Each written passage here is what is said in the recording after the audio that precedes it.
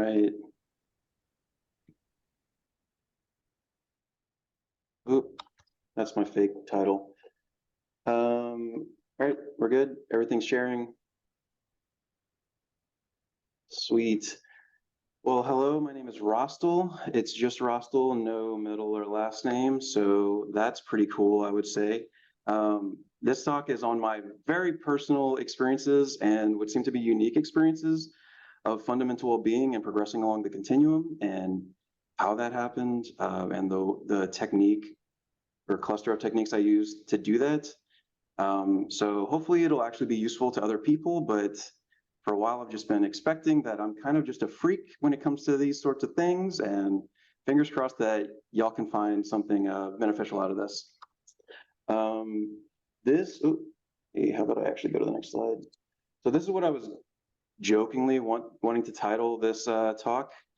Luciano talked me out of it, said not enough people would get the joke, so I decided to just still include it in this slide because talk, because essentially it's basically one technique that I use to progress the entire continuum, like sort of variations of it, but it was a very simple, even if it wasn't always easy thing to do.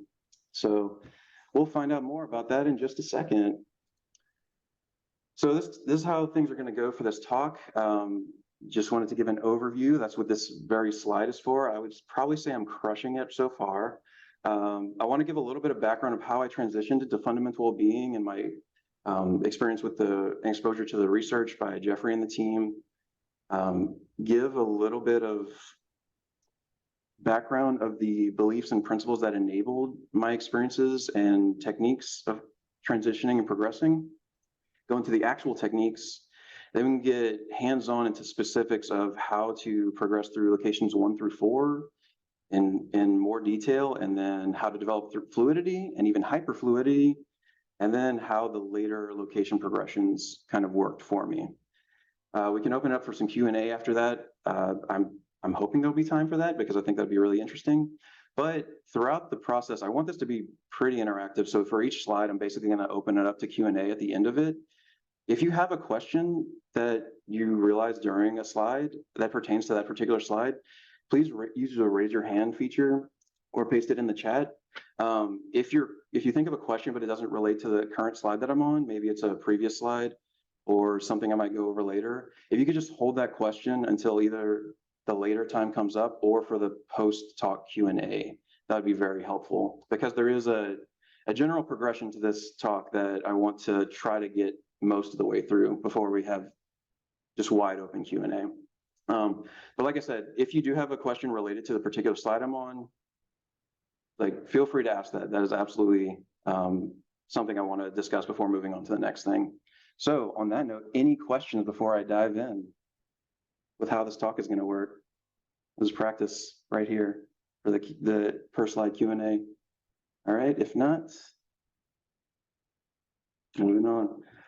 Okay, so I tend to, or for a while I was saying that my fundamental well-being was the product of the research team, the Jeffrey and his team, because I got exposed to the research when locations were still called buckets. I want to say it was back in 2010 or 2011. There was only 1 or 2 interviews out about PNSE at the time, persistent non-symbolic experience, which is now called fundamental well-being. I feel like the term ONE, ongoing non-symbolic experience, wasn't even a thing that they had coined yet. And I just thought it was a really fascinating thing. I was really interested in more mystical and kind of far out there altered states of consciousness, things like that already. And it was like a really intellectually interesting thing to me. And I thought it'd be interesting to experience it. Every time I would read the research, though, just descriptions of locations, I would get spontaneous glimpses of fundamental well-being. They tended to not last that long, but they were legitimate and very life-changing, I would say, just having those glimpses, which I think is most people's experience before they stably transition. If you get a glimpse, it's one of the best things that's ever happened to you in your life. But it never felt like I needed to focus on it, and that it was time for me to really dig in and try to transition right away. Patty, you already have your hand raised. I'm just wondering if you were meditating. Medicating? during any of this? Yes. Remember that? No medications, not at the time. No, meditating. Meditating. Oh yeah, I actually, yeah, I'm trying to think. I did meditate for a while. So I grew up conservative Christian, and basically until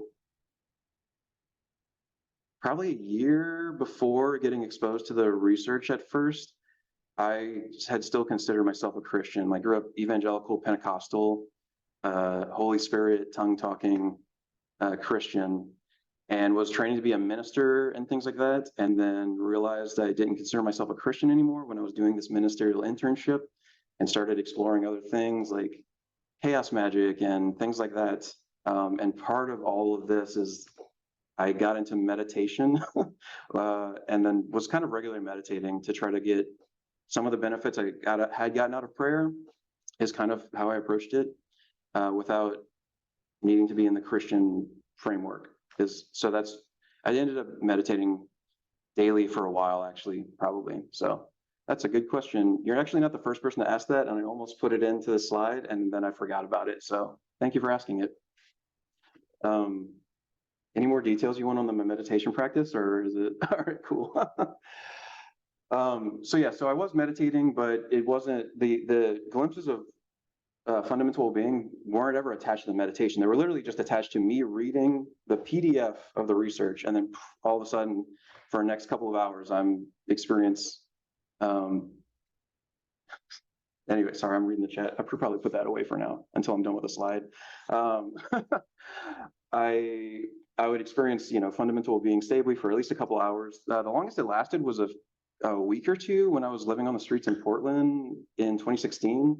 But again, I thought that time may have been, oh, I'm really here now.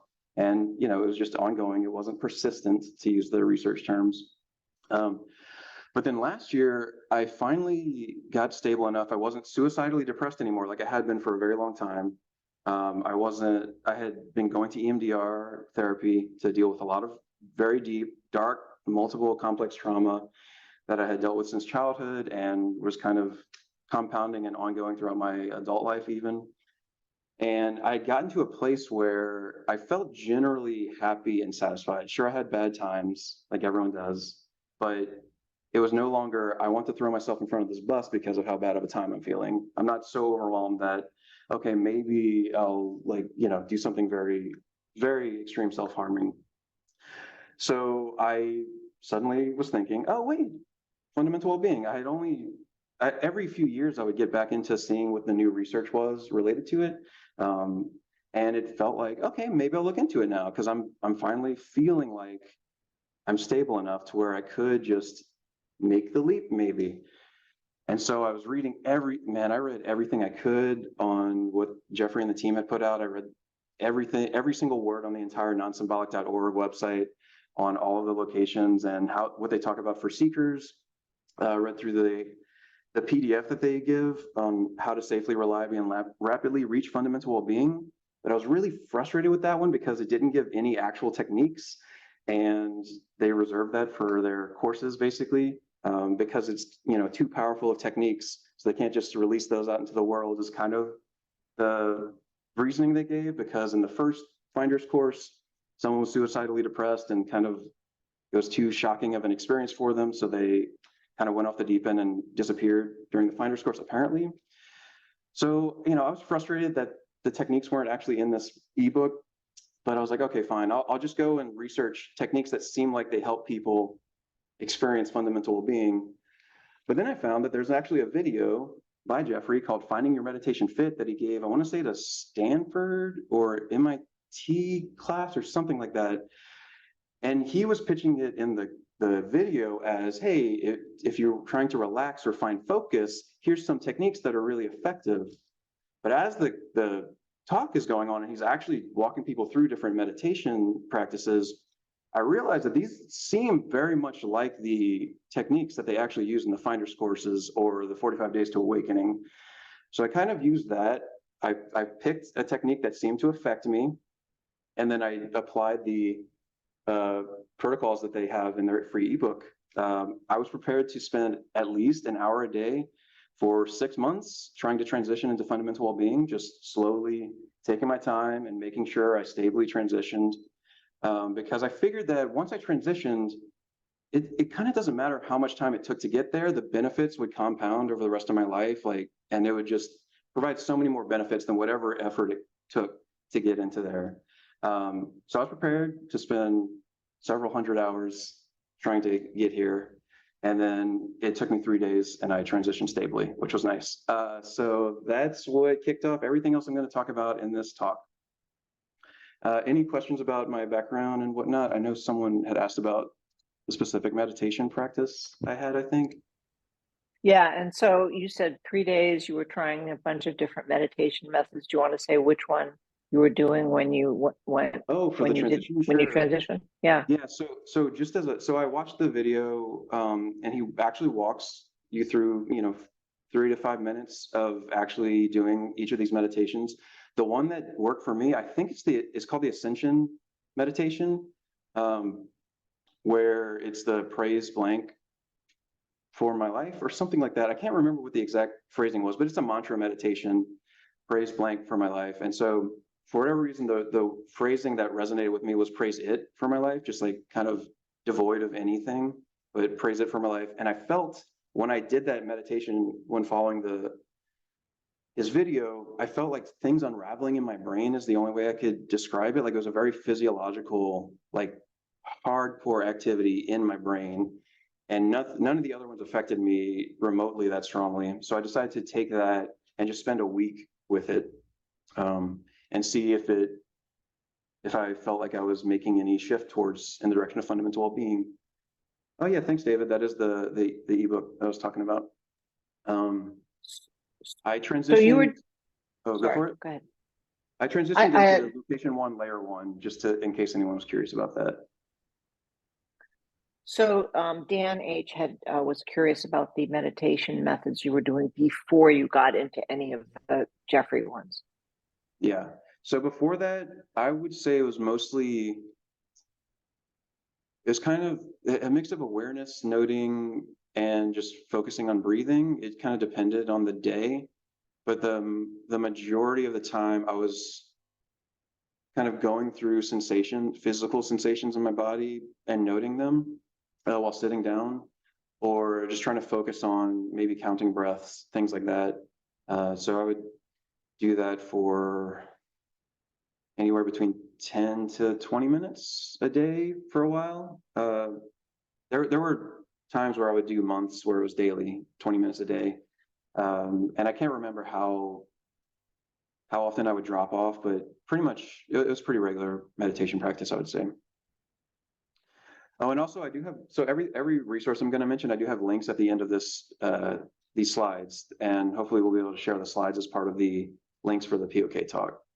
So in case anyone loses track of the links that are being shared in this chat, they will be there in the end of the slides. All right, did that answer everyone's questions about my experiences? Jason, did that answer your question about my transitioning into fundamental well-being? Location 1, layer 1. Yeah, okay, cool. And chaos magic jokes. Okay, cool. We'll move on past that. All right, so here's where we're starting. Location 1, layer 1. So yeah, I think we can go into the belief principles. So this first belief that I'm going to talk about, I actually didn't realize that I had this belief until people started asking me what beliefs I had or deconditioning I needed to do to progress further. Because I guess I can just share the thing. To me, beliefs and deconditioning are side effects of progressing further and deepening. They're not prerequisites. So for me, I would say do not focus on the beliefs. Focus on like just actually figuring out the skill you need to progress further as a technique. Progression for me was almost 100% technical. There wasn't, like, a lot of people experienced the process taking on a life of its own, just being carried away deeper and deeper. That was not the case for me, except maybe into location 4. Every single time I transitioned to a later location for me, there was even when I didn't have agency, I could still see intent happening inside me. And there was an intentional shift. And like I want to be in this next location. And so I did it. And from that shifting and progressing and deepening, automatically deconditioning is going to happen. Automatically, your perspective and beliefs are going to change. It's impossible, from what I can tell, for you to not decondition more once you progress further, or for you to not change your beliefs even once you progress further. If you can even call, at a certain point, beliefs don't even make sense, but if you can even call them beliefs at a certain point, but those are just going to happen. I've tried at certain points to stop deconditioning, like let's say location 10 plus. It's just impossible. I don't know of anyone who has ever been able to successfully do that. So if you're able to, great, I guess, but because of how powerful the later locations are, if you truly want to decondition a lot, just get access to those later locations. Don't worry about deconditioning as a prerequisite. And this even relates to trauma and fear. I had a number of people say that, no, my trauma is holding me back. And again, like, my trauma is not everyone else's trauma. Everyone has their own journey. I understand that. But what I want to impress is that this doesn't have to hold you back. It's not 100% universally true that trauma and fear are going to hold you back. There have been plenty of times along the continuum, and I'm not the only person who experienced this. I've talked to multiple other people who've had the same experience, where I was afraid, but because I had tasted glimpses of later locations, it actually progressed me to try to go even further, to where it felt even safer from that experience of fear that I was being triggered by, triggered into, or whatever you want to call it. So I would very much impress on you to work on your mind. Don't try to work in your mind to change your beliefs. Just try to find the techniques that work for you to actually just keep going further. All right. Any interested in you can't stop deconditioning? I don't know how to start deconditioning. Well, yeah. I mean, like, that's kind of a complicated question, because everything is deconditioning in a way. We're constantly deconditioning and reconditioning, which is part of why I say don't focus on it. It's just try to find the techniques that work for you. Yeah, Eric, comes before deconditioning. Yeah, thanks. I actually wasn't aware of that for you, Eric, so that's great to hear that was your experience as well. So before I move on to the next belief, does anyone have specific questions about what I'm pitching here? Because this is, to me, if you take away one thing from my talk, I would prefer it to be this. Lisa has her hand up. Oh, I'm so sorry. I didn't even notice that, Lisa. All That's right. why okay. we're Hi. here. Good morning. Yeah, great talk so far. Super interesting. So there's quite a bit of emphasis, it seems at times out there, wherever the hell that is, that if you don't do a bit of deconditioning along the way, that it can be a very difficult transition, especially into non-self, like super upsetting and freaky outy and all that stuff. Now, whether that's true or not, of course, that's only any one person's opinion. Clearly, you're saying something a little different. So I don't know. What do you think about that? I think I know your answer is going to be, but I thought maybe you could just flesh it out a little bit more, because there is a lot of thought about. There's some deconditioning ahead of time, certainly worthwhile and helpful. Right. So I would say, trying to reflect on that for a bit, because my impulse is to say, I mean, I was scared of plenty of experiences along the continuum, and it still didn't stop me. I got there, and the experience itself changed my perspective of what I was scared of. So that would be the first thing I say. The other thing is that, I don't know, I feel like to an extent you can kind of trust the process. That I've seen plenty of people who get glimpses of what we call non-existence in our Luciano, Eric, and I's couple of talks that we did.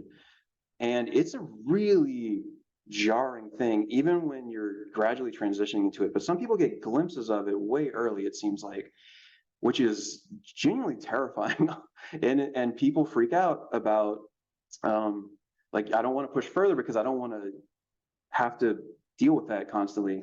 But so far, from what I can tell, even if you get glimpses of that, like, your body or your system kind of prepares you for it. Like, the process, the way it unfolds, seems to prepare you for the deeper, scarier things, to where even if you're nervous about it, once you actually come up against it, like, I mean, both Luciano and I know for sure, when we started seeing glimpses of non-existence from what we call potentiality, it was like, oh no, what if everything disappears and I forget who I am and I can't do anything because I won't be able to, people will say, oh, Rastal, how's it going? And I won't know what they're talking about because Rastal doesn't exist anymore. Even though we were freaked out a little bit by that, we still leaned into it because we were prepared for it at that point, if that makes sense. It's hard to describe, but that's kind of the life of its own part, that it just sort of takes over. And even though I was intentionally shifting deeper, kind of in retrospect, I guess it did have a bit of a life of its own.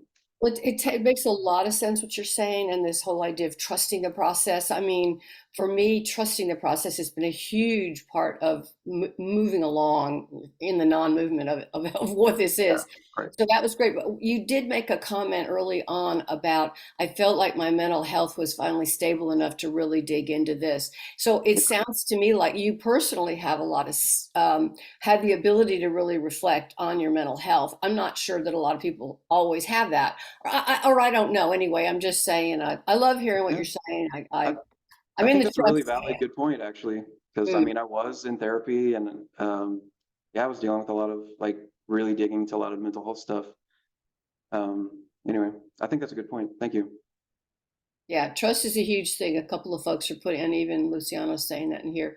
Trusting, yeah, and how you get there is a question. I don't know if that's something you want to address. Chris has put in there. How do you learn to trust your body? A little You bit get to over that. time.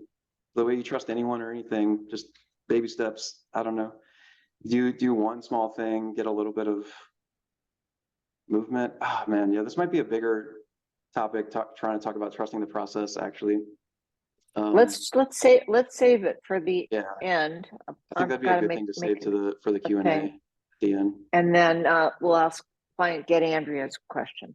Yeah. Hi.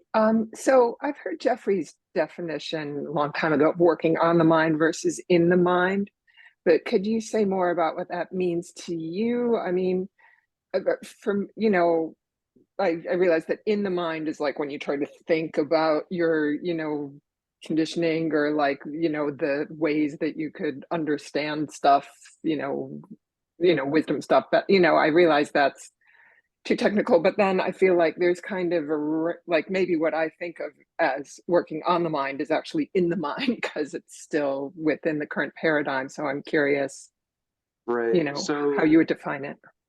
I actually went through and reread a little bit of some of the things that Jeffrey wrote about that, and it kind of relates to the one of the myths he talks about for seekers of, the best way to transition into fundamental well-being is learning as much as you can about it. So like I actually did go and read a bunch of the research beforehand and was trying to consume as much as I could about the locations, the layers, that sort of thing. Sorry if you can hear my cat in the background. She's wanting to join the talk. She's very enlightened, so she has a lot to say about it. Anyway, but what I was doing was trying to come up with a practice for myself. So I think for me, it's more about what is the practice you can just start doing now, not what thing do I need to believe? What do I need to change about my mindset? The mindset is just going to change. Like you cannot control, like you can't keep the same mindset from location 1 to location 3 even. It's just impossible. Everything feels like love, everything is beautiful and amazing, and you're one with everything. You just can't have the same perspective anymore. It is fundamentally a different perspective. So for me, it's more about just focusing on what are the tangible practices I can do to get me into the direction of a different location or something like that. Does that make sense? Yeah. So, I mean, so it sounds like you had some luck with Ascension at some point. Did you like pick another or did you keep going with Ascension or how did you even identify another one? That's what the rest of the talk is basically going to be on. Okay. But just to briefly answer that, I never did any other practices I found out from someone else. Everything else was very intuitive for me. Like I internally figured out how to navigate the fundamental well-being continuum. So it was just very, very internal techniques that I figured out essentially. Okay, thanks. All right. Any other questions, or are we good to go into the next belief? This one should be a short one, but Looks good to go. Let's do it. All right, so this next belief, and again, there's only like 2 beliefs principles I have on the slide. This next one I actually did recognize as something I had, whereas the first one I didn't even notice until people started asking me what they need to decondition or what beliefs they need to have before trying to progress further. But this one, if someone else can do it, so can I. I don't know why I believe this. And I don't know that you have to like really get yourself to truly believe it, but you need to behave as though it's true, essentially. And specifically the example I have is, as I said before, I was exposed to Jeffrey and the research for a while. Every few years, I would dip back in and kind of see what was going on. I knew that he wasn't a finder at first, that he was able to transition using these techniques. And then the way, hearing him talk about transitioning between locations, I was like, okay, that's a thing you can do. So obviously it's possible. And then I remember him saying in a certain video, talking about transitioning between location 2 and location 3 and back 1, so you can go back and forth. But it took him days or weeks, right? It wasn't this instantaneous thing. But then in later videos, more recent ones, he talks about being spontaneous and instantaneous. They're like, okay, that is a thing you can do. You can develop instantaneous shifting. Whether or not it's even true, like, I don't know what his actual experience is, right? But like, for me, just hearing that, I was like, okay, then this is the thing I'm gonna develop. Then, so the rest of it became, if that is true and if it's possible, how do I need to make that work for myself? What do I need to do to get there? And so that's kind of what the rest of this, how it unfolded. It was literally just from this. Oh, someone's able to do this. Oh, people are in location 10 plus. Cool. I wonder how that works. How do I get there? What might be the thing I need to do for it? And that's it. Those are all the beliefs I recommend for everything else I'm going to talk about. Any questions before we move on? All right, I'm going to move on pretty quick. We can go into the techniques. Okay, so whenever I had my joke slide up at the front saying spiritual teachers hate it when you learn this one simple trick, this honestly is pretty much the main thing I used to transition through the entire fundamental well-being continuum. It was just sinking in. That's it.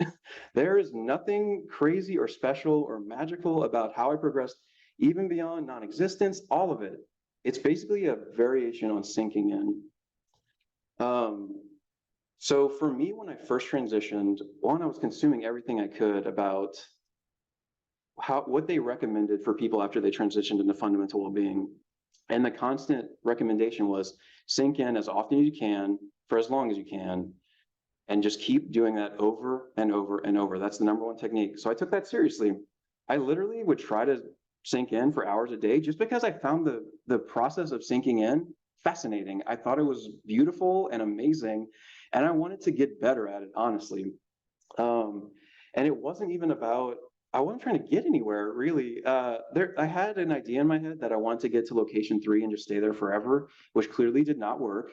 But that was honestly as much of a goal as I had. Really, I was so grateful for fundamental well-being compared to what I had before, that any sinking in was so great. And so I literally did it during meetings. I did it when I was walking. I did it going to the grocery store. Any glimpses of time where I could find to sink in, I did. I just took advantage of it all I could. Just purely trying to get better at it, not trying to get anywhere, just trying to get better at sinking in. So when I didn't have this phrase explicitly deep down, do I feel right now that everything is okay? But this is sort of how I try to teach people nowadays when people ask me about sinking in.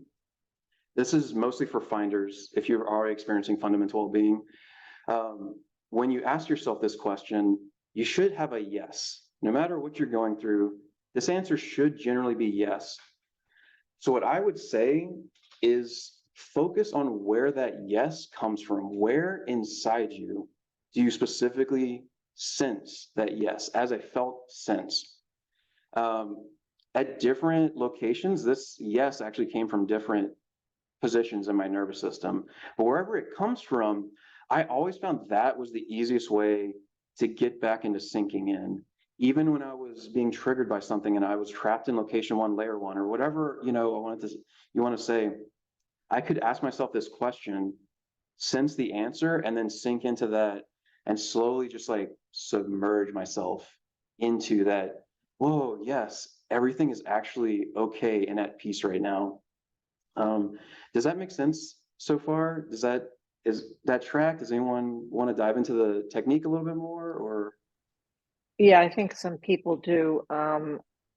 When Tancha and I used to run the my ionic continuum, I think when Norb did it before us, we would say, do you have a sense of, okayness some of the time, Mhm.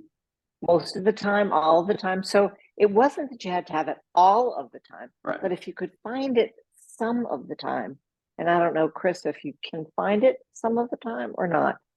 And David wants to know where inside you means where in the body, right? Yes, that's what he Yeah. means. Yeah, And Laura we're wants to know, literally physically inside your system. So yeah, and Laura, I mean, I really don't have anything. There's no other experience. It's just this yes, and letting that yes of okayness resonate within me and sort of radiate outwards to the rest of me. I so don't know. we do have a few people who feel like when they try to sink into everything is okay, that it comes back with a hard no. Yeah, I mean, if that's the case, the only advice I have is to focus on trying to transition into fundamental well-being, like more stably or something. I don't know. Are you in stably in fundamental well-being? Do you get glimpses of it? Um, Originally my plan for the talk was to talk about just my transition protocol, but then everyone who was emailing me afterwards actually wanted to know what I did post-transition. So that's why I kind of changed my talk. But I don't know. Maybe we can talk about it at the end, or I don't know what would. Yeah, let's talk about it at the end, because personally, I think that the people who are saying this are all in fundamental well-being, Okay. but don't necessarily see that themselves. So we do have a Okay. question from Andres. Yeah. Hey, Andres. Hey, Russell. The question was related to I've heard you comment now on several occasions that you find that different locations in the nervous system access different locations in your experience. So trying to uh, um, uh, uh, my mirror neurons here are trying to make sense of that. And so what comes up here is that if I'm doing some inquiry and character persona, the controller shows up, and I ask for how would it look like, and then an image pops up from my subconscious or whatever it comes from, or where in the body does it feel, and then it looks, in my experience, like it's left hand looking down, a little coming from back to front, and this type of things coming, and so it's all, my mind is coming up with a map of it. Mm-hmm. Is that how it shows for you when you say like where in your nervous system, like how what shows up for you? Can you bring us into your experience a little bit there? Yeah, I'm gonna talk about that a little bit more detail. Not a whole lot. I wasn't planning on talking about it in a whole lot more detail. Because we're gonna go over my experience with location 1 through 4 and kind of how I approached it 1 through 4, and then also 5+, how that was different than 1 through 4. But just as a high level, 1 through 4, I actually didn't notice a specific spot in the body necessarily, but I could tell that it was a different location. And then after I got past 4, in retrospect, 1 through 4 was mostly in my head, is how it felt. Like when I would go back to 1 through 4, I don't mean in my mind, I just mean literally, like I could sense a different level in my head that I was like shifting between. But then 5+ is very, very body based for me, is what it was. So literally different spots I would bounce around in my actual body. Sometimes my limbs, my heart, my eyes, that sort of thing. Mhm. Does that answer your question? Is that sort of what you're looking for? I think so. Like this is all mental map or correlation between how the mind makes sense of the external and internal experience, and it puts it somewhere. You know, like kind of cabinets, and that's what I've been accessing. It interestingly seems that when you ask for an image or a location or there's something there, and they're different. They're in different parts. Yeah. But this can all be experienced in my experience has been eye closed or eye open. It's easier to do it with eye closed, but there is a sense that in the field there are locations, and it relates to the body too. Thank you. Yeah, on the note of the mental map, I'll just say real quick that, so between location 4 and 5, I was sinking in and I noticed pressure behind my eyes, for example, and it felt like I was brushing up against a new location. And I thought, oh, there's pressure behind my eyes. This feels like it might be the border of another location. I wonder if it's actually, I am up against location 5 because location 5 has visual stuff associated with it. So actually, like, that phenomenon came before I even mapped it to location 5. Does that make sense? So like that experience came before the mental mapping for me personally. It just happened to line up with the description of the phenomenology, location 5. All right. Let's move on. Yeah. Jason? So help me understand this technique. Is it about taking a fresh look in the moment Yeah. to see, okay, in this moment, where is the sinking in happening in the body? Or is it, oh, while I'm in this location, this tends to be home base. Let me just fast track my way to that home base. Like, help me with that. So for me, okay, and this sort of gets a little bit into what we're going to go over later, but every location has a different, for me, it was a different spot that I would sink into. But if I couldn't access Vesper, all right, sorry, my cat is being a little noisy right now. If I felt like I couldn't access the peace or love or whatever, a fundamental being from the location I was in at the time, I would just go back to square one basically with this question. And in that moment, yes, I would go, where is the ground, the foundation of peace or okayness or whatever word resonates for you? Where is that coming from? And that's all I would focus on. I would forget about locations. I would forget about layers. I would forget about everything else, just focusing on that pure. Sorry, so I don't know if y'all can hear my cat right now, but she's being very No, loud. we can't. Oh. Actually, we can't. Don't worry about her. All right, I won't be distracted by her then. It's just that sense of peace, and forget about all the continuum. Essentially, like just right now, where is the okayness coming from, and let that overwhelm you. And then once you're sinking into that, the sort of the transitioning can kind of rise out of that. But that's your foundation, is essentially it. In the moment, what can you sink into and really submerge your entire being into? So I think we'll take Al's question, but then let's try to hold more questions to the end so that you can get through this. Sure. Unless it's an urgent question. Al? Unmute, Al. Yep. Sorry. Yeah, I also wanted to get through the rest of the talk. So my question had to do with if there's a distinction between sinking in and openness in your mind, because they're may be related, or maybe they're two words for the same thing, or maybe they're two aspects of the same thing. The way you're describing sinking in is that you immerse yourself in, say, the sense of okayness and let that permeate. And I wanted you to contrast that if there was any distinction between being open in the moment. And when you're open in the moment, the sense of fundamental well-being, at least in me, tends to expand. So there might be two ways of doing the same thing, or there might be two different things. And I was wondering if you had any opinion. I've never used the word openness doesn't super resonate with me, and I've never thought about it in those terms, but it sounds like that's what works for you. So that sounds great. Okay. That's how I would say that. So yeah, and again, this is my experience, right? My intent with this talk is to kind of Yes. inspire people to find what works for them to have like the end result, basically. So yeah, that's awesome. That openness is the thing that does it for you. Tony, is this urgent or can we save it? We'll save it. Okay. Save it. Thank you, dear. All right, so technique number 2, and this is a technique that I don't. So sinking in, people talk about. I've heard it mentioned, and you know, savoring or submersing yourself into fundamental well-being. But this next one, I don't feel like I hear talked about a lot, and it's really underappreciated, I feel like, and that would be gratitude.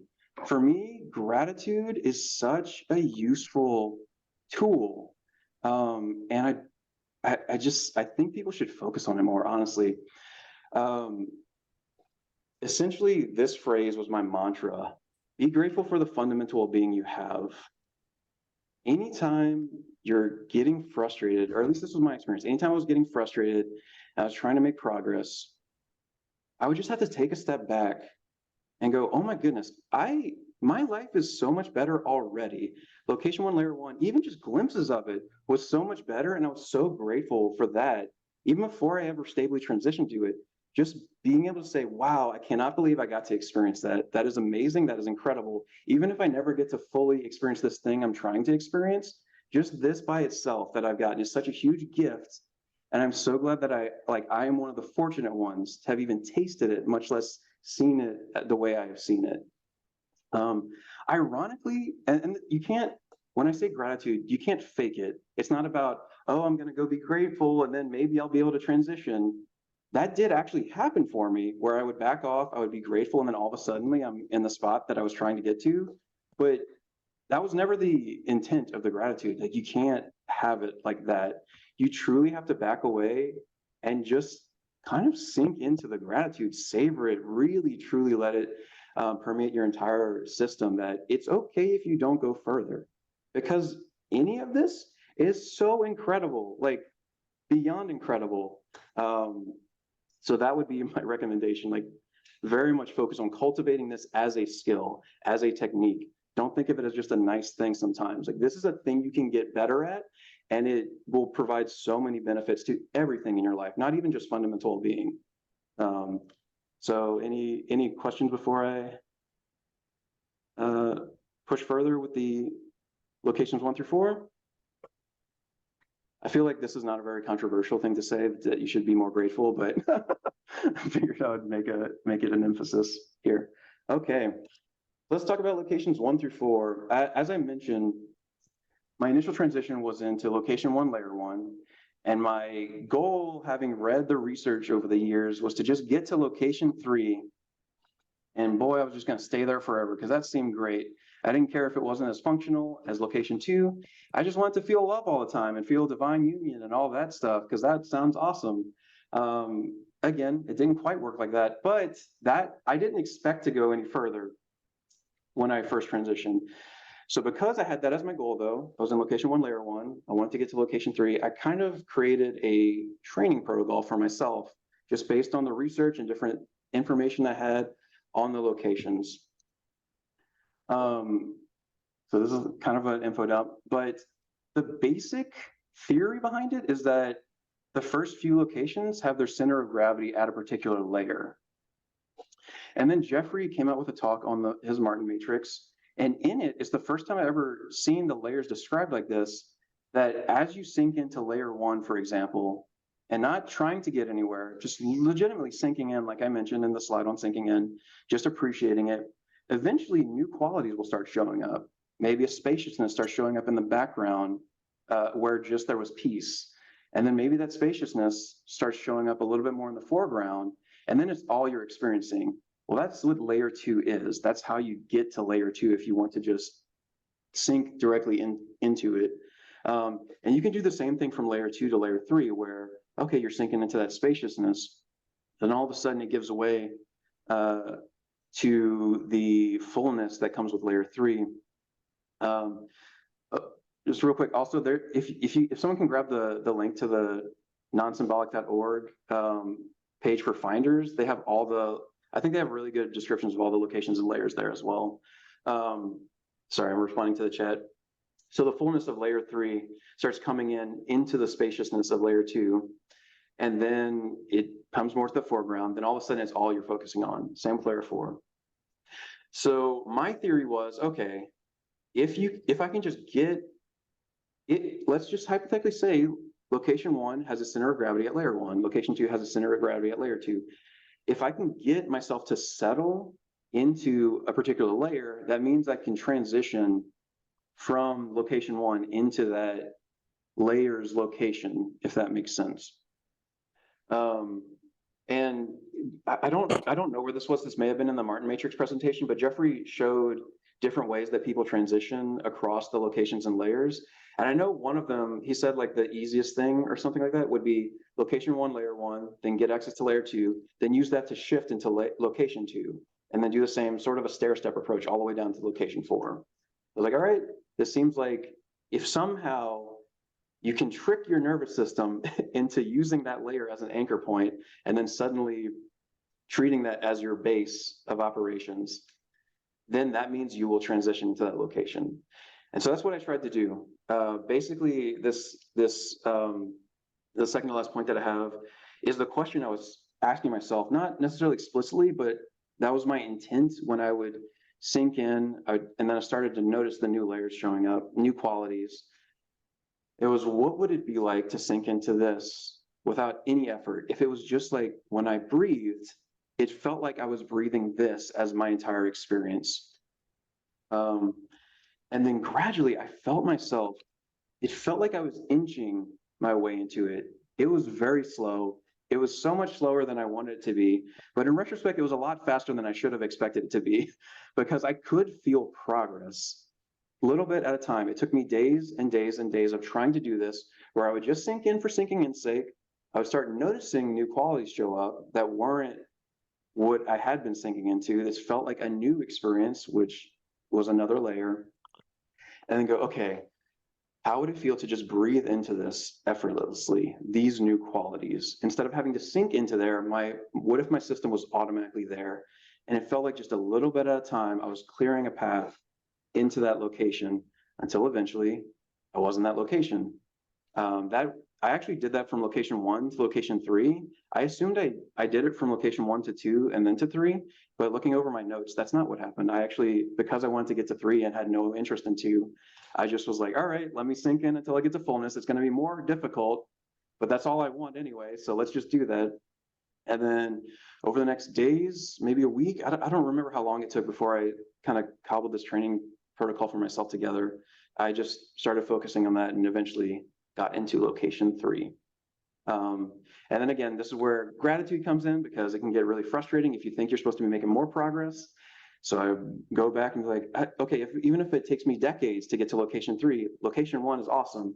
Even if it takes me decades to get to location 1 and actually stably transition, just glimpses are awesome. So like gratitude comes into play at every step of the way here. So that's kind of my high level theory and how it actually worked out for me from locations 1 through 3, really. Does anyone have any questions on that? Before I move on to talking about fluidity.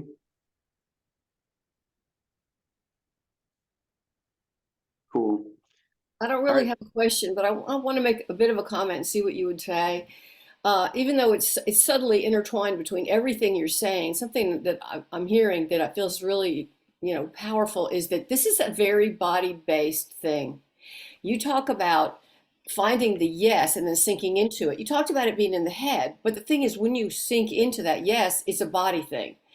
And so the head is part of the body. right, exactly. Right, exactly.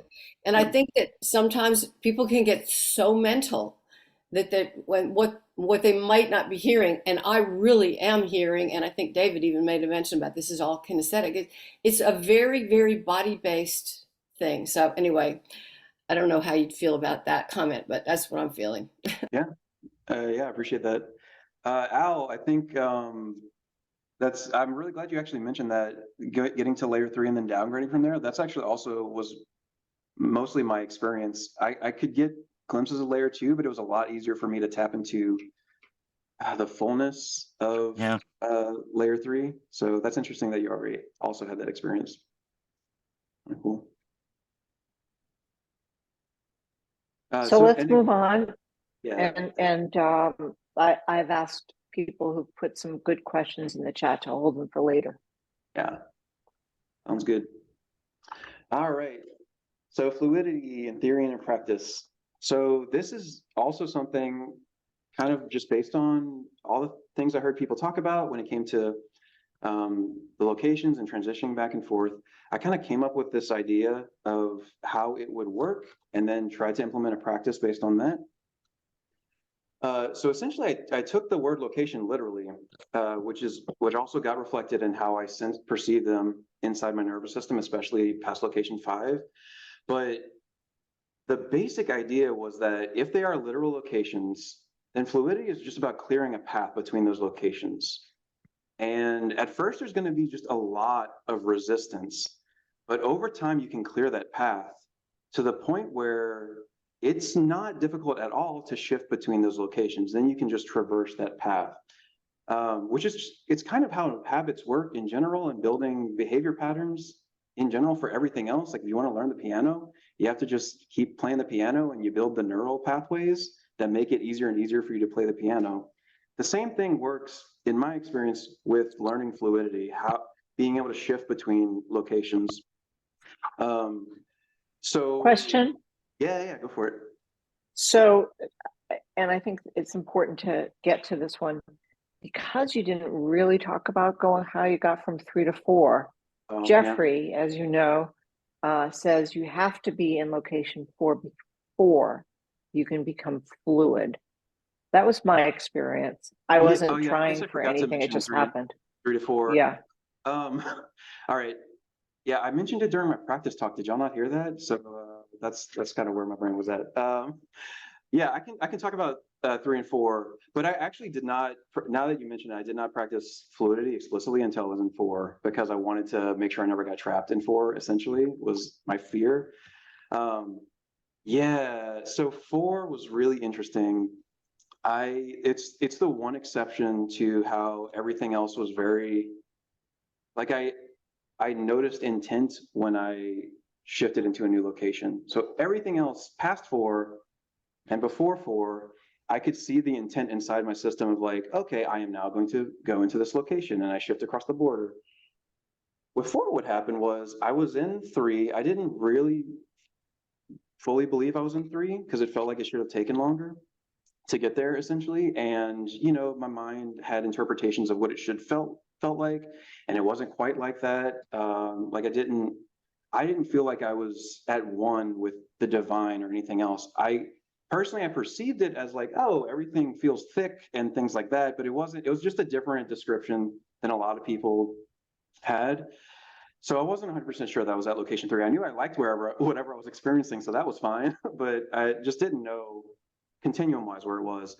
But as I sank in more, it felt like there was a resistance, like somewhere around my forehead that I noticed. And part of me wondered because I thought, okay, maybe I am at location 3. And it felt like maybe that's agency that is like holding on is sort of what it felt like. That's how my brain interpreted it when I would sink in and felt this resistance or pressure or tension around my forehead. And I couldn't get past it. It felt like I couldn't let go of it. But my thought was, okay, if I can somehow let go of this tension up here, then I'll be in location 4, I think. I got frustrated and backed off, had to be grateful for all the experiences I was having. And then a few days later, I went to an EMDR session, but we decided to do a yoga session that day, more body-based release type stuff. At the end of the session, I did a yoga inversion where I'm like upside down on this chair where my body is just straight up in the air and my head is down. And oh my goodness, something shifted immediately. By the time I made it out of the building, I was like, I don't have agency anymore. Decisions are just making themselves. So that's kind of like the one exception to everything else. I was intending to get there, but it wasn't an intentional shift when it actually happened, which kind of makes sense because you had to lose agency. So, for that to work. So that was the thing that made me realize, because location 4 was so obvious, like it was so obvious that it didn't have agency and that I couldn't remember what emotions felt like. I was like, am I feeling emotions? I can't remember what they felt like. So I was like, okay, that seemed pretty heavily location 4. that I was like, oh, I must have been at location 3, even though I wasn't sure. So then I was like, okay, I need to take this seriously because I don't want to be trapped here, because he talks about people getting trapped in location 4. Thankfully, that evening, my system decided to shift me back to location 3. Thank the Lord, is how I felt about it. I was like, I was worried I was just going to be there forever now. And after that, I realized, oh, wow, I'm actually very interested in what happens after location 3. I'm not going to stay here forever, but I want to make sure I don't get trapped in location 4. So I think the best way to do that is to just get my system used to transitioning back and forth between the locations. That way, when I'm in location 4 and don't have agency, it's still not a hard lift to shift back to location 3 or 2. So that's the story. I probably should have included that as a slide, but yeah, that's the precursor to the fluidity. Any questions about that?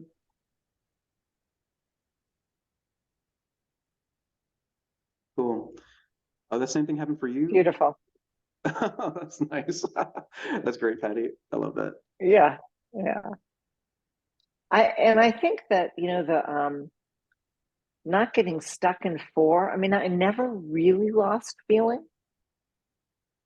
But I mean, I'm just such a love thing, Mhm. body, whatever, and that couldn't even imagine being in a, you know, one of these more alien robotic 4s, but it just was what it was.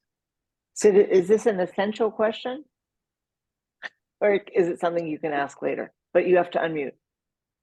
I could ask later, but it's just when Russell asked if there are any questions about the move from 3 to 4. That's the Okay. exact edge I'm in, and I love it, and we can talk about it later. Okay. Well, I mean, that's cool that you're right there. Hopefully that goes well for you. Yeah, I wish I had more. This is the one spot that's like a gap in my techniques, because I don't have a technique for getting to from location 3 to 4. Do a really powerful yoga inversion, I guess. I don't know. That's the best I got. So yeah. So then from that, I wanted to develop fluidity, and that was what like kind of birthed me coming up with that theory about just building a pathway between locations. So I theorized that, okay, if I go back and forth often enough, that's what makes it easier to go faster between locations, where it doesn't take days or weeks, things like that. You can get it down to minutes maybe, or even instantaneously, which seems like that would be hyperfluidity, that the path is so clear and the transition is so short that your system can just do it spontaneously, where you just kind of, it's before you even think about it, your system's already there. That seemed like probably what hyperfluidity might be.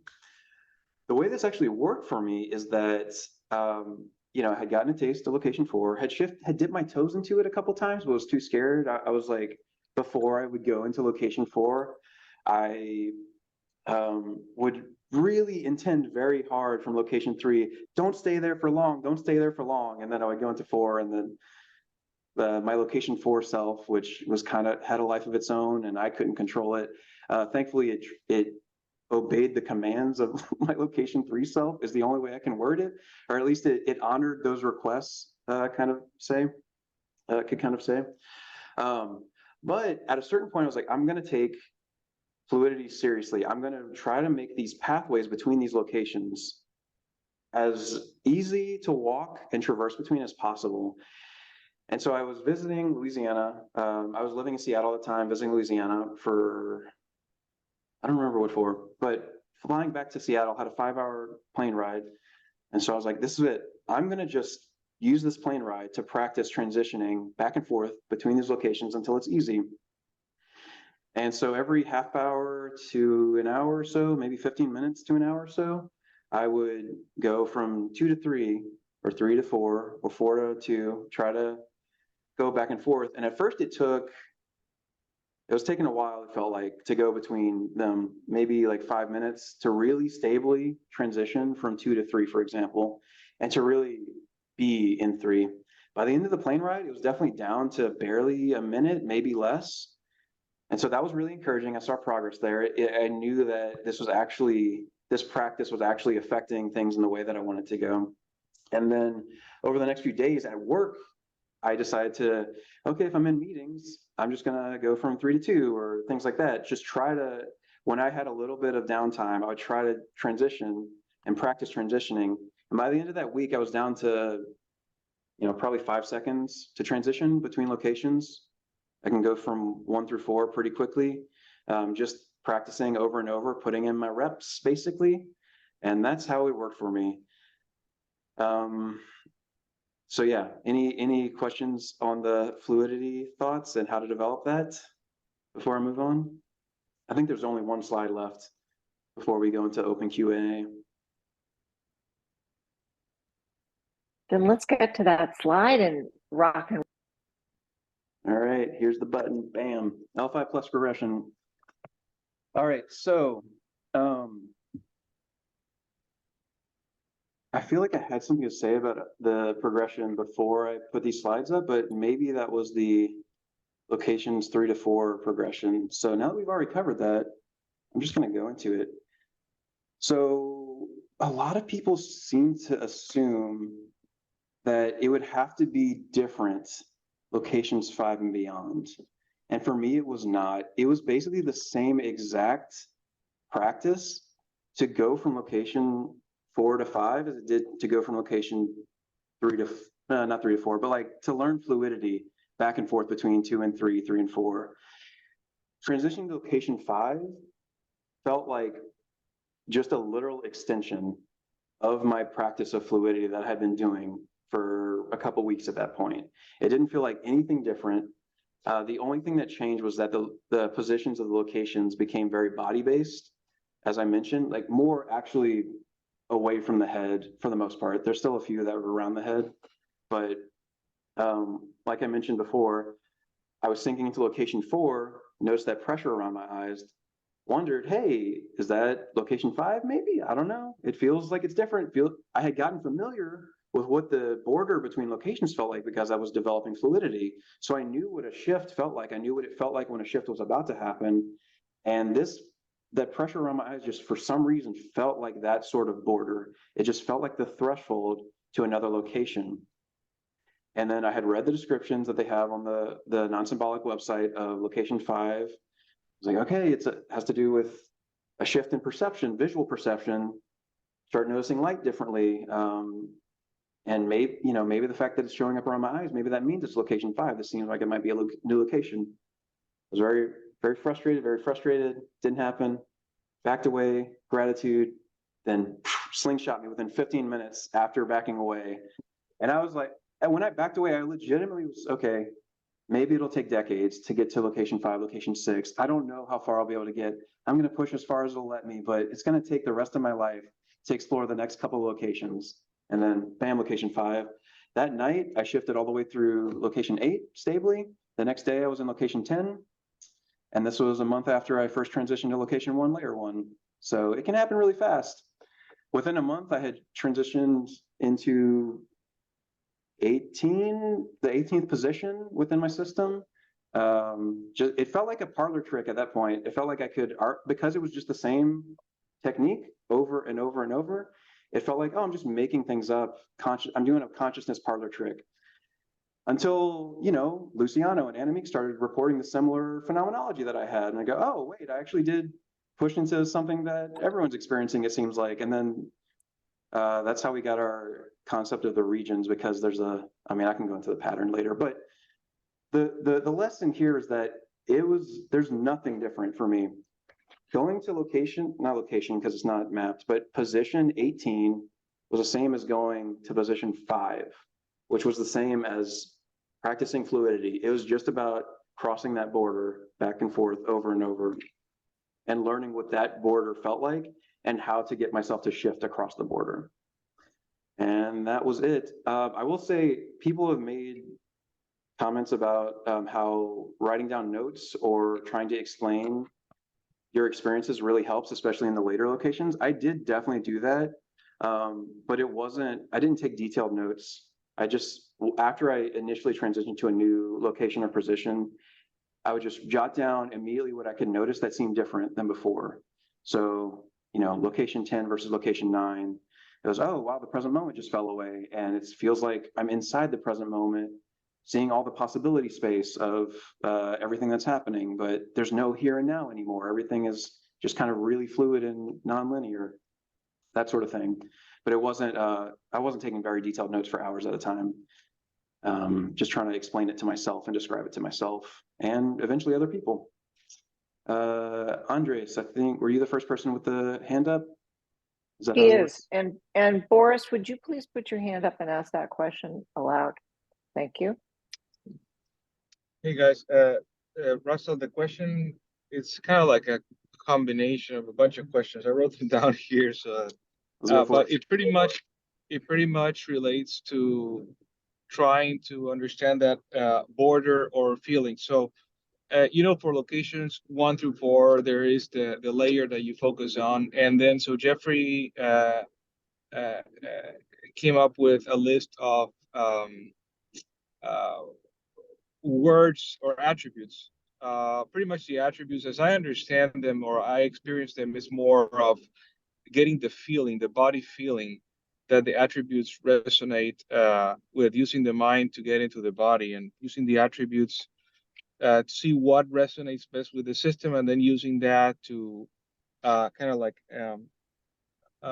position the direction that you want the system to intend towards. So the question is, in your experience, and then the other thing with it, to understand this question is also how you create habits. Like you sometimes can create a habit that if you, I don't know, if you touch your finger like this way, then, and you associate it with your body or your whole, I'm trying to get to layer 2, and then eventually just that body memory can help the system associate or link it. So when you were first doing the plane ride and you're creating your fluidity, and as you think into that and all this, all the whole 19, do you link the body with initial images, or was it feeling, or was it body location that you started, or attributes? Like how was the initial experience as your window into creating then the system? Yeah, so for me, the descriptions of the layers were not things I was trying to get when sinking in. It was just a checklist I used, and the same with the descriptions of later locations. I was familiar with them, but I wasn't focusing on them at all. I wasn't trying to do that at all. I was just focusing on sinking in, period. Like there was nothing else. And I used the descriptions as a checklist of, oh, hey, so spaciousness is showing up now. Oh, this seems like it might be layer 2, but I wasn't trying to focus on spaciousness, if that makes sense. Like that was, spaciousness is just a side effect. The phenomena of the locations are just a side effect of having transitioned, if that makes sense. So yeah, I don't know if that answers your question, but No, it does make sense. Um, and actually, it makes even more sense because you are allowing the system to really go ventral, relax, and be open and be grateful for what you have, and the resistance falls away. But initially, in your experience, when you say, for example, oh, I'm sinking in, and then, oh, spaciousness starts showing up. Oh, I'm sinking in deeper, and fullness starts showing up, and so forth. mhm. How that starts showing up for you, is it associated in your experience with images? Is it associated in your experience with a body-based feel?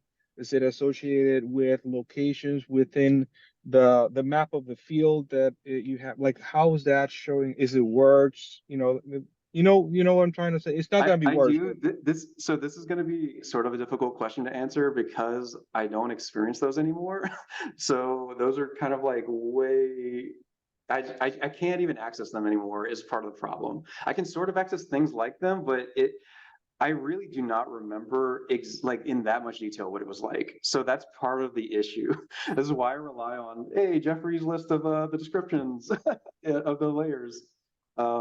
Using that as a checklist because I don't know that I could say. I do know that I use them as sort of his descriptions or, the team's description as sort of guideposts, but I would always try to relate it to what I was actually experiencing in the moment. It was never, there were parts of me that was afraid, oh, I'm not having this exact experience that other people have reported. But it was mostly, I knew I was in location 1, layer 1, just from the descriptors of location 1, layer 1. So if I sank in, it kind of didn't matter what showed up when something changed, when I sink in, as long as new qualities were there, that's very likely what just layer 2 shows up for you as. So even if it doesn't 100% match up with someone else's descriptions, just keep sinking in until something changes and go, oh, what just changed? Try to notice what changed for yourself. Don't try to go, oh, am I experiencing spaciousness? Oh, no, it's not spaciousness, so it must be out of order. I'm not really where I thought I was. Just go, no. Like, don't worry about any of that. What actually changed for me? And for me, a lot of times, because a lot of other people's descriptions did not resonate with me at all. So honestly, I would get kind of triggered when I would read other people's descriptions. I go, oh no, I'm not actually experiencing fundamental well-being, maybe, that sort of thing, which is clearly not true in retrospect. But I just had to keep focusing on, okay, what about my experience might be related to what they're trying to say, which is difficult because I'm not in their experience. But that's the best I could do, is just kind of, when I'm in the moment, sinking in, trying to get new experiences, you just forget about all locations, all the layers. Just focus on what you're experiencing in the moment. And that was for me the biggest, I don't know, it's kind of the biggest difference. May I comment on something as well? No, Luciano, you're not allowed to talk. Yes. No, because I think a lot of this makes completely sense, even though I didn't use your protocol, of course. There was always a sense of resistance before getting into a new location.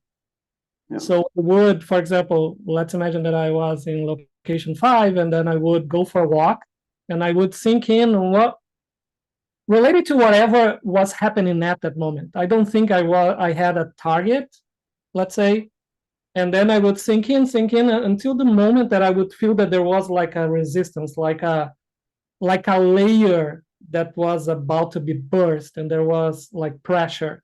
And I would sink in more and more into that feeling, and then I would transition to a new location.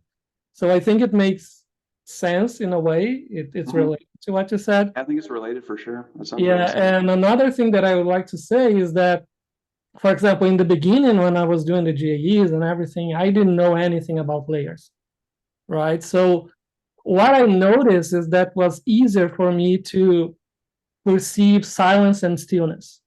So I would focus basically in silence and stillness. Every time I would get in contact with, I would basically sink into those kind of qualities that were devoid of qualities, let's say.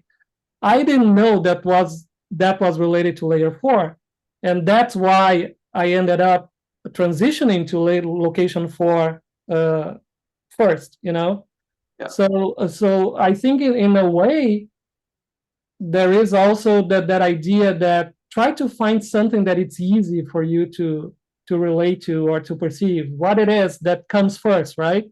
For people is love, for other people is emptiness, for other people is fullness. Yeah. For me, it was silence. So I just sinking into that, and of course, soon enough, I was in location 4. So yeah. Just even when you said like silence and stillness showed up for you, I was like, does that mean you were getting layer 4 and we're gonna? Yeah, I didn't know. I didn't know at all. But it makes sense that location 4 was the first location that I really transitioned into. Yeah, that's cool. That's wild. Would curiosity, wonder, and awe resonate a lot at all with that attitude to sink into for resistance breaking of that bubble of pressure, or whatever you guys are describing it as? Any of those would resonate more or less in your experience? Curiosity, wonder, or awe? No, that more for me, that resonates more with gratitude, like backing away from the resistance and trying not to focus on transitioning. So I guess it's kind of related, but at least those words I don't really associate with that. Right. Mm. Let's take Sid's I was question. about to say, yes, Sid has his hand up. Russell first, what a beautiful celebration. Thank you. Thank you. I'm Thank glad. you. Yeah, Uh, thank you. I love the talk about the hyperfluidity. And my question is, I kind of have the parking brake on here and I've been trying to hold it and it's not holding.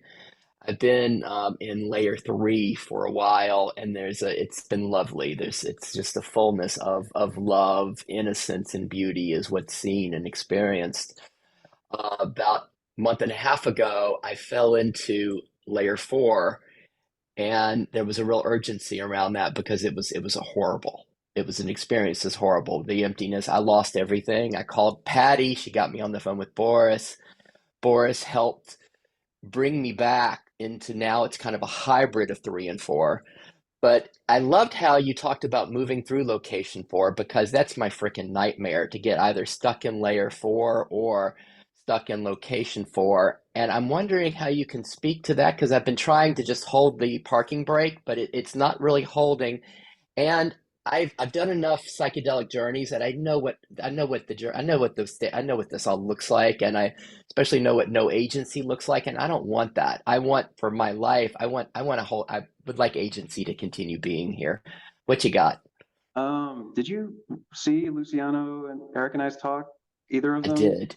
Okay, Yes. so I mean, there are things that are scary about this, but if you can push past it, it gets really, really amazing. And but right now, where all of us are at, and the other people who are at this very late experience, we don't even know what to call it really. There's no sense of there being a difference between agency and not agency. It feels more functional than any time we had agency before, honestly. Like it feels significantly more functional than any time I had a strict sense of agency or a strict sense of no agency. I mean, I'm pump the gas as hard as you can kind of guy. So I But didn't intend to be, but what about the fullness, Rastal? Because it's really it feels like my life is art, and all I see is this beauty and love. And to yeah, it tell you the sounds truth, like I'd it. like to stay there. I really like this. It's available for you anytime you want. If you go far enough, it's just it, and like in ways that are more beautiful than you can even imagine at location 3. Honestly, like it's just it comes back in such a subtle, beautiful, all permeating, amazing way. That's it's just you literally can't wrap words around it because every time someone does, they go, "Oh wait, that's not the right words," and they go, "Oh wait, no, I figured out how to say it," and you say it, and you're like, "No, no, no, that's still too vulgar." Is how beautiful it is. Like everything you try to wrap words around it is so vulgar feeling. And I don't know what to tell you. I'm just like so pump the gas, dude. Thank you. Mhm. Yeah, 100% agree with you, Rastal. And so I will also say, from what we've observed in people, one, the scary parts of it, such as pure non-existence, where I'm running water over my hands and it feels like it's just going directly through my hands because I don't exist. Or, why are my feet not going through the sidewalk when I'm walking outside because the sidewalk doesn't exist? All that is temporary. You can get stuck there, but it's really not, when you're in it, it's not awful. Life still goes on from what we've observed. And again, small sample size, so maybe you're the exception, though I highly doubt it. Based on how you're talking, it just does not seem likely that you're the exception to that. But also, there are things beyond it that are more beautiful, genuinely more beautiful than you can wrap words around ever. So I don't know, I'd encourage you to dip your toes a little bit. It's great.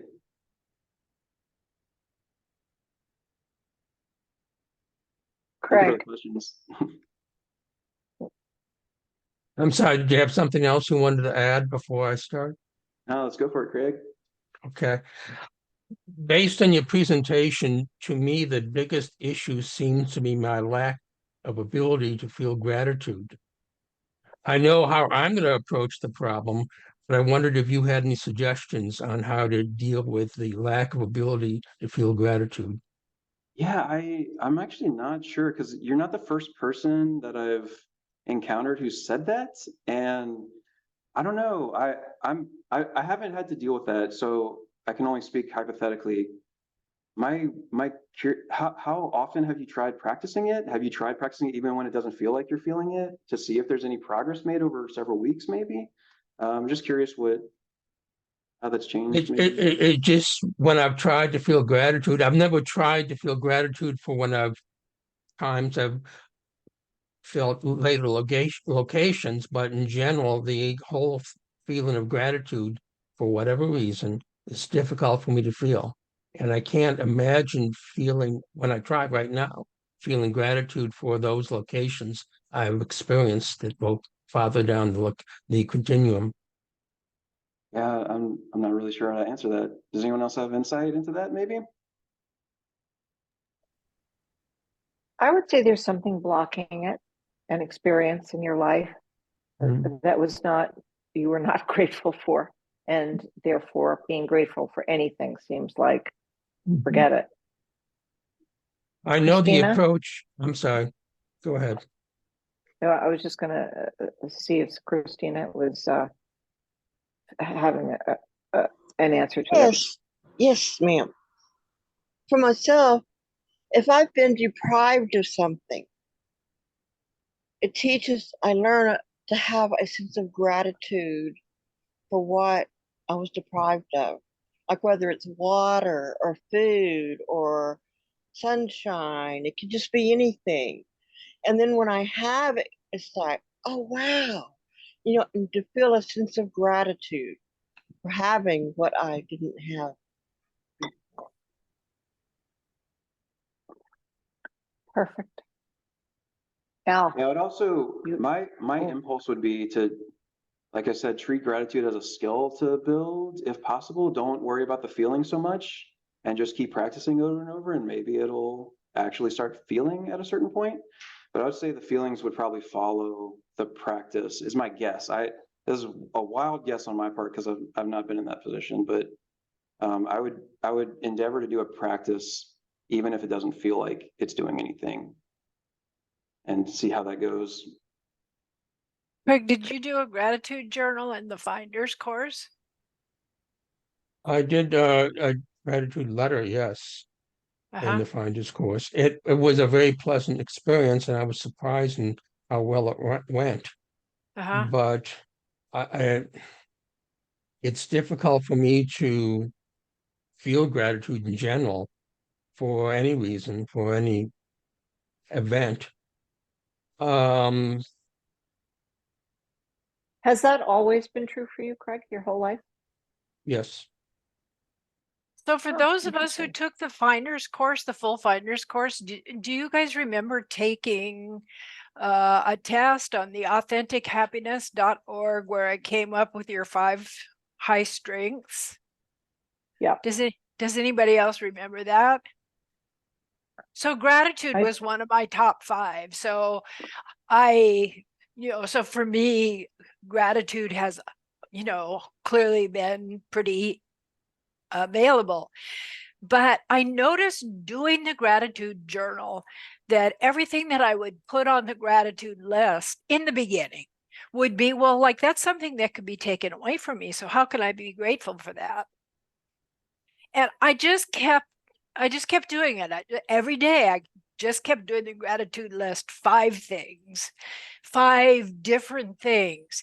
And the feeling of gratitude started to change.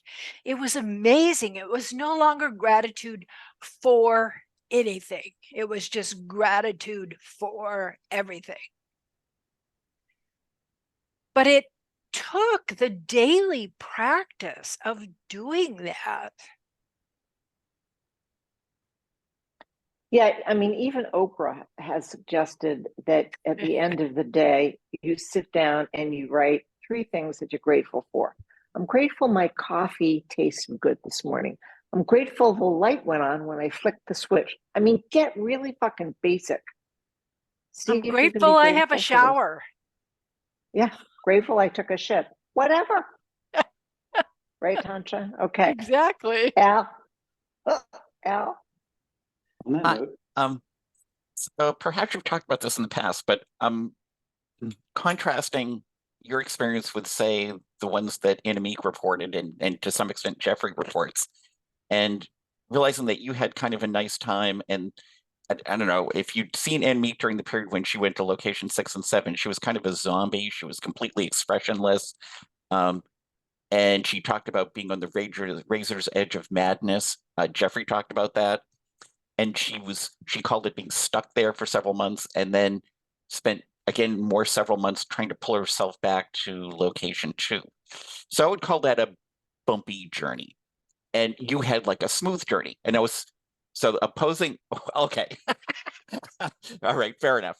I was going to speculate about what the differences might be there and why different people's journeys were different. And I was going to speculate further that it was actually your focus on gratitude, because my guess is that having a base of gratitude is going to make these transitions simpler. In your case, I think they made them easier in the sense of faster. But I'm also speculating that there's that it's actually making the journey a little less bumpy. I mean, it might. It genuinely might. I can't speak to anyone else's experiences, obviously, but let's go into some detail on the bumpy parts. So as I mentioned, location 5 happened in the morning that evening. Because I had misinterpreted people's reports of location 5 phenomenology, I assumed it wasn't location 5, even though for me it was the 5th position within my system that I could shift into. If I would like start at 1 where I knew I was at location 1 and shift 4 further, that was the location that I was calling location 5. But things weren't glowing and blah, blah, blah. I misinterpreted the phenomenology. I didn't have night vision, that sort of thing. So I just assumed I did a thing internally that didn't actually have an effect. Later that day, I decided to play around with it, and I was walking in the park, and I was looking at the trees, and I really noticed that I was staring at the trees so long until I realized it seemed like light was coming directly out of the leaves on the trees into my eyes. Like it wasn't reflecting, the sunlight wasn't reflecting off the leaves. The light was coming from the leaves themselves is how I felt it. I was like, oh, self-illumination. That's what, it's not glowing. And so that's sort of when I realized, oh, wow, this might actually be location 5. I started realizing flowers look different, and I would shift back and forth between 4 and 5 because I had developed fluidity at that point. And then sure enough, when I would be looking at a flower, I would shift into 4, and the flower looked less bright to me. And I'd shift back into 5, and all of a sudden it's bright again. So like, okay, this is a real thing, I think. But it still felt like I shouldn't be, it was only a month after I transitioned into location 1, layer 1. So I felt like, oh no, this is happening too fast. I can't actually be experiencing this. I pushed into location 6 that night. A few minutes later into location 7. Everything in me was scared, going, you shouldn't push further, because what if you go into a coma and then like you don't have anyone around you work from home, so no one's gonna notice that you didn't go into the office and stuff like that. And no one's gonna know where you live to come get you, blah, blah, blah, because you're living out of state. But still my system was like, no, I have to go further to get away from whatever trauma thing is triggering me right now. So push me past 7 to 8. The point, I can't remember if it was between 6 and 7 or 7 and 8, but there was a point where I thought, this is a bad idea, because I haven't told anyone that I'm doing this, and what if something happens to me? But also it felt like, oh no, I think I just started it, so it's too late now. Whatever happens is gonna happen, and I might not survive this.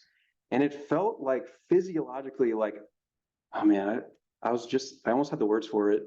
But what I was doing was writhing on my bed in whatever existential something, physiological something. I was writhing and moaning on my bed in pain, suffering. I don't really know how to describe it. For maybe 15 minutes, maybe an hour. I have no idea how long it was until I stably transitioned into whatever that next location was. And I thought I might have just done some real damage here.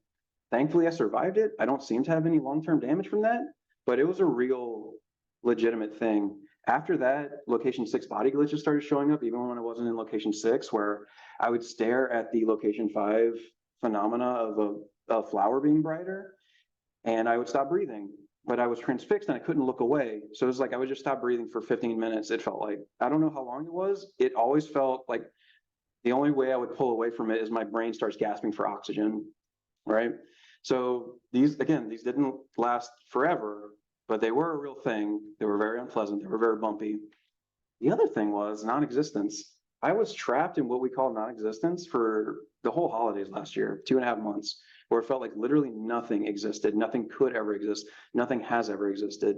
Not that things disappeared, but that they had never existed in the first place and could never even exist in the future. That any kind of existence is impossible.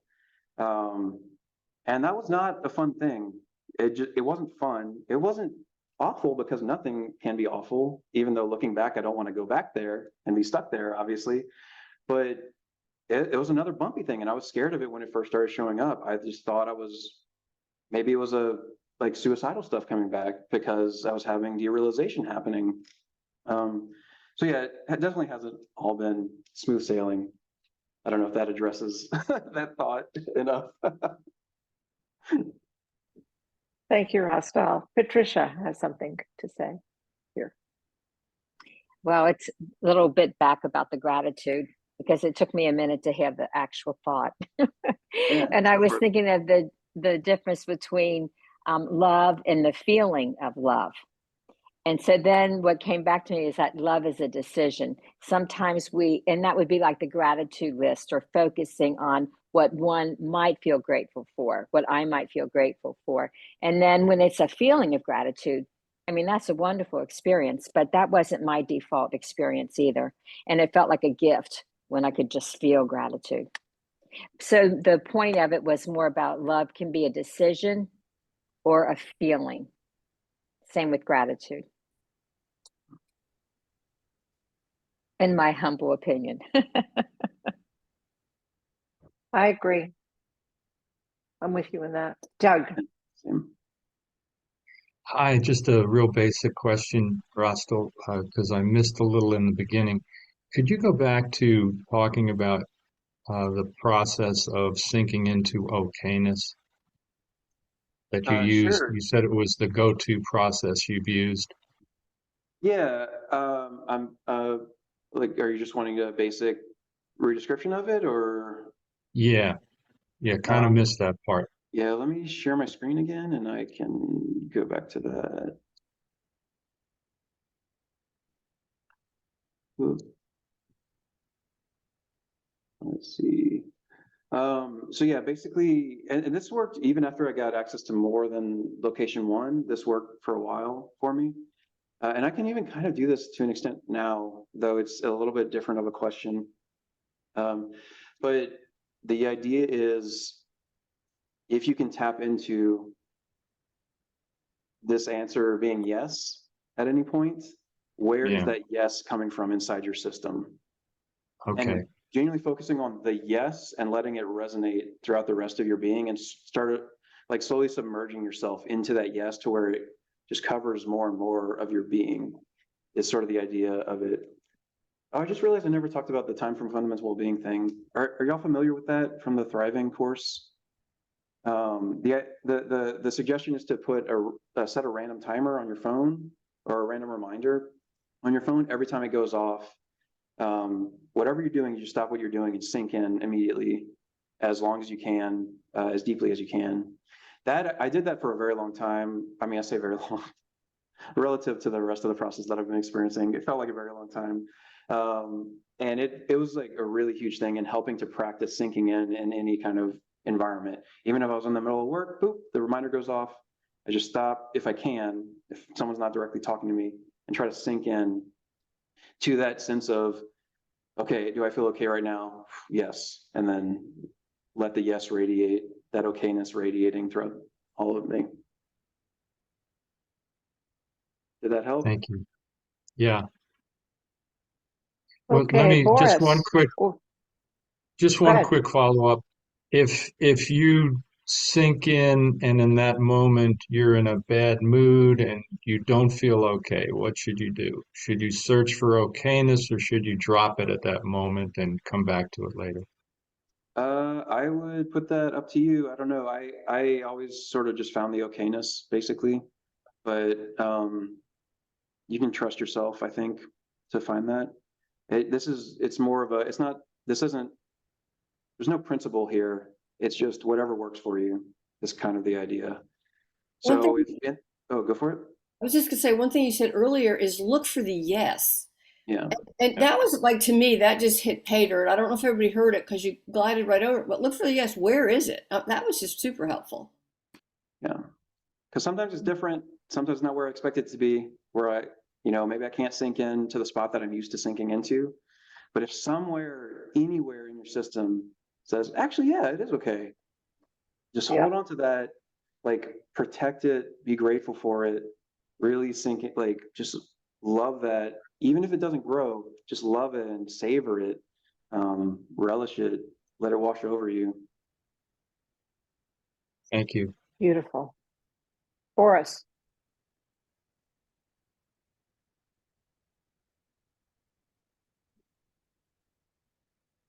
Whoops.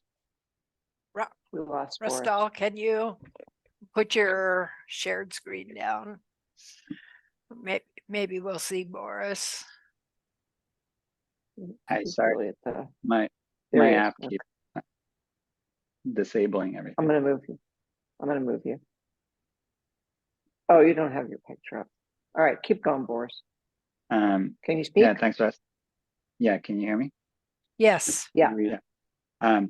So I had a question when your slide about moving between locations 1 and 4, or 1 through 4. So to me, the most distinct aspect of location 1 is the sort of glaring sense of self that everything seems to be organized around. And so my experience with that falling away is that there doesn't seem to be any possibility of it reconstituting itself. So I was wondering if you might say something about moving from, let's say, location 4, where that is just very obvious that it's not there and never was, moving back to location 1. What did you feel like a sense of self returned, or what was that like? I'll just say that anytime you make progress along the continuum, it's going to color your perspective of earlier experiences, of the earlier locations. So I'll just give an example from non-existence again. I had pushed into non-existence pretty stably really early on, because I was doing my what I thought was a consciousness parlor trick of just shifting and shifting and shifting until I realized, oh, I don't exist anymore. But because I didn't think that was going to be a very functional place to live from, I shifted back and mostly stayed in locations 2 through 4 during most of my life. Like if I wanted to have a lot of agency that I cared about at work or something like that, I would stay in location 2. If I was just wanting to hang out with people that I loved, that would be in location 3. If I wanted to decondition something, I did location 4. It's more complicated than that, but that's generally the pattern that fell for my fluidity, even though I had access to all these much later locations or experiences. However, looking back, and it wasn't until I pushed past non-existence, I realized that underneath even locations 1 through 4, or I guess you could say 1 through 3, because 4 kind of already feels like it felt like nothing existed. Like really, truly, even though I'm doing all these things, and it's such clear location 1 behavior, location 2 behavior, location 3 behavior, and phenomena, ultimately in the back of everything was this, actually none of this exists. So even though I wasn't in pure non-existence at the time, it still colored all of it. And my guess is the same thing happens between 4 and 1. Like even though in 1, my experience was, okay, selfing is sort of happening, I really knew that wasn't a real self. It didn't have tangible reality to it or substance to it anymore, even if I would behave as though it did. Does that make sense? Yeah, I think so. So there wasn't true identification with it, even though it behaved in that way. Yeah, probably.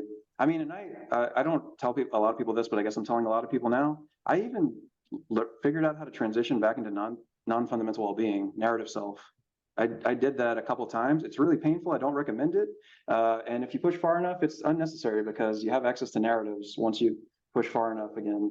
But it's still, even though I was in narrative self briefly, I knew that fundamental well-being, fundamental well-being was coloring even the non-fundamental well-being experiences.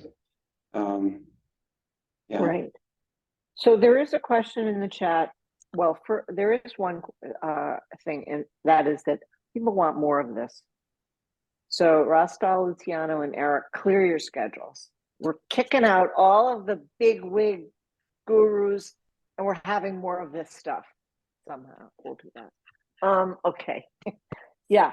What about? I had a comment on the last question. I'll be very brief. Go ahead. So I can't speak to later locations, but going from like 1 to 4 and back again, I had the experience in location 4, no sense of self at all, moving back to 3 and actually watching a sense of self form. It's like a little coalescing cloud, like if you've seen those simulations about how the solar system forms by like gas spiraling in, and then you watch this sense of self like coalesce, and then when it gets to a certain level of density, poof, it's there.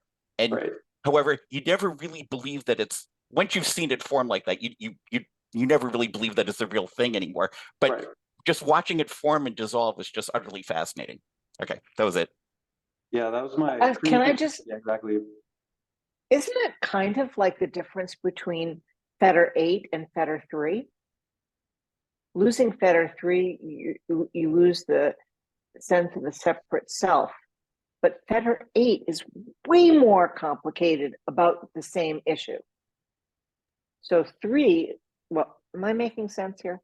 Well, somebody who speaks better language. The fetters, we'll have to talk about that. I don't know. Yeah, but Patty, it's obvious to me, for example, that when I was in location 4, I thought, oh my goodness, there is no self at all. And then, of course, when I was in location 7, I thought, oh, there was a lot of self. And then when you are in non-existent, you think, my goodness, there was a lot of self in location 7 as well.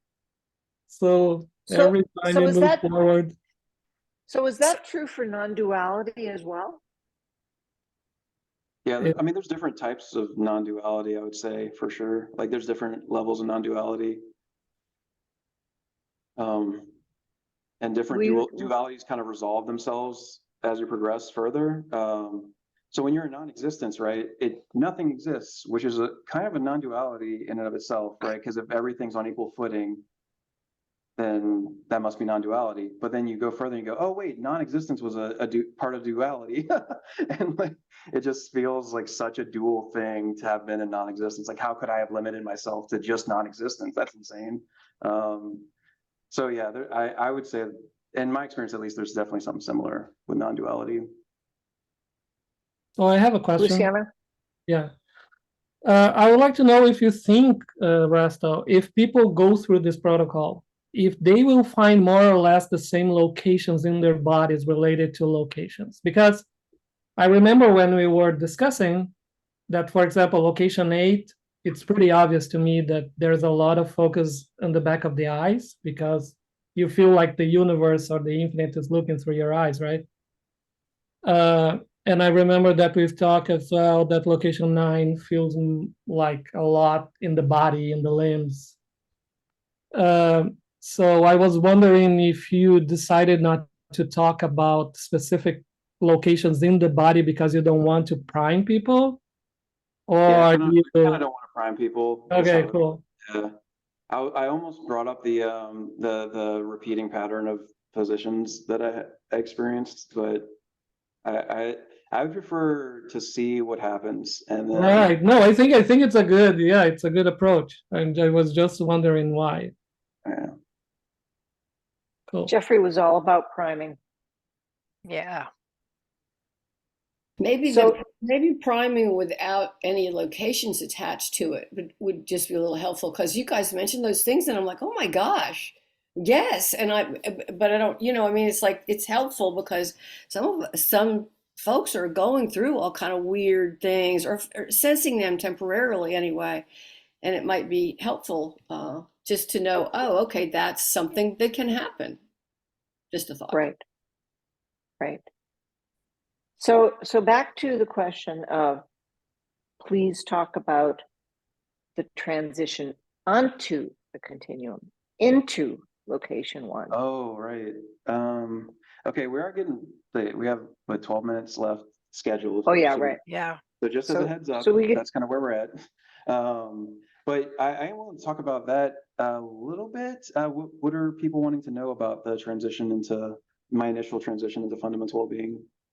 I think the people who have asked want to know how to do it because they haven't, or they believe they haven't, which Right. may be a whole separate talk. Yeah. Again, it's hard for me to remember the specifics of what I was experiencing at the time. I tried taking notes, but I can't get myself back there, right? I can't get myself back to non-fundamental well-being or anything like that. So I can't speak to that super specifically anymore. With that said, yeah, I'm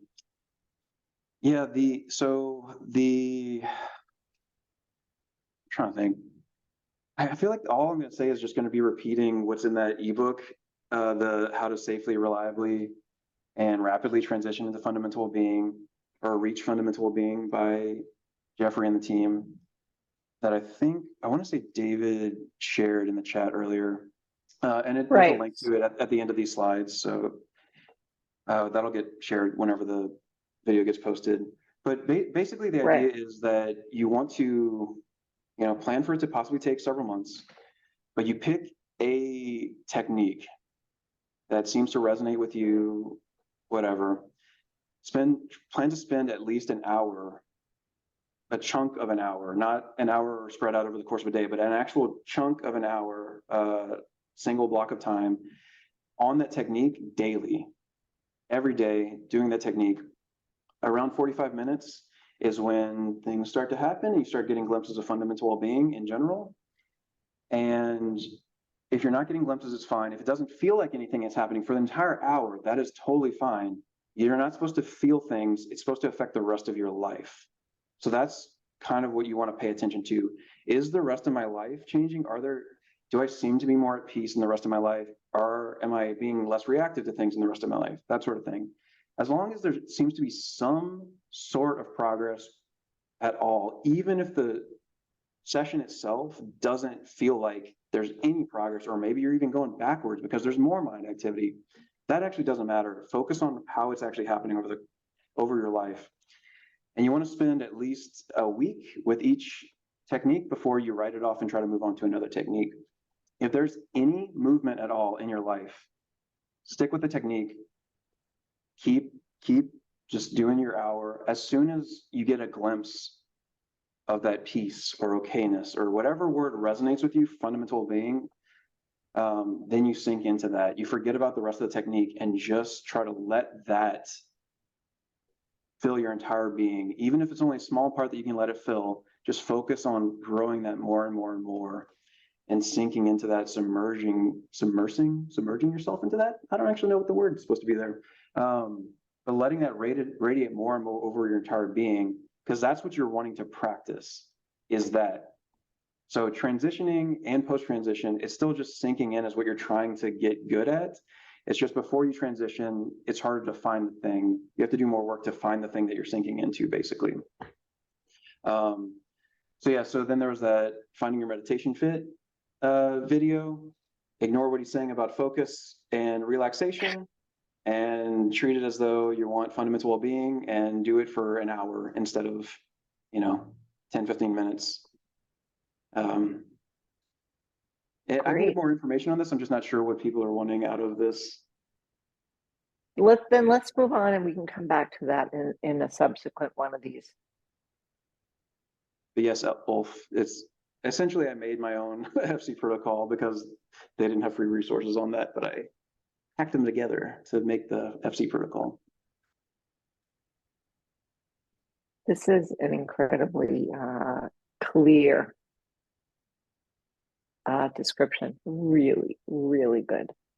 That's good to hear, So because I thought the exact opposite was going to be the case. So I honestly was like, no one's going to understand what I'm talking about, but I'm going to talk about it anyway.